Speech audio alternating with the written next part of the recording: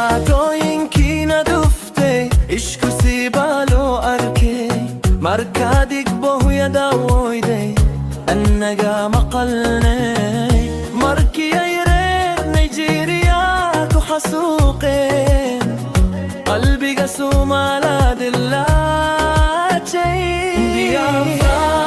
wad khor noqon doontaa dhiiga shuhadada maaluumeen Soomaaliya Biafra halgankii waa isku mid midnimo shorriyad waa naftaala midnimo shorriyad waa naftaana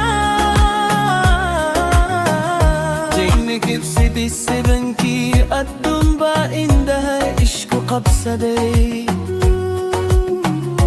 2 milyan oo qof ayaa gaajo iyo rasaas ku dhintay Carruurtii jaloosha u bukay hooyooyinkii lalayn jiray Soomaali wuu xusuustaa sababtoo ah isagaa la mid ahaa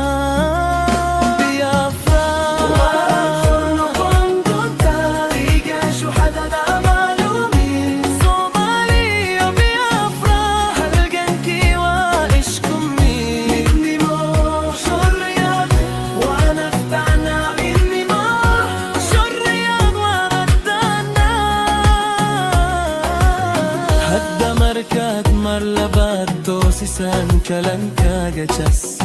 annagu waanu taagannahay garabbiyo gajjan baane gennahay wixii Nigeeriya kula tajaddiday Soomaaliya way garanaysaa kalannimadaada waa xaq manaha wax laga gorgortami karo Biafra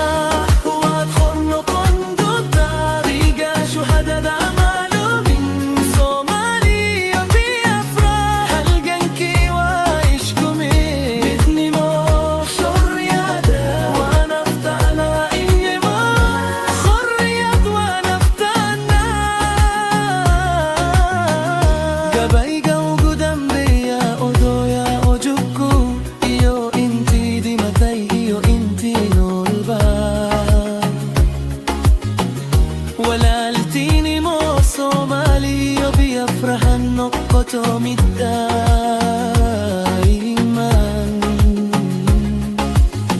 markaad xorriyadda hesho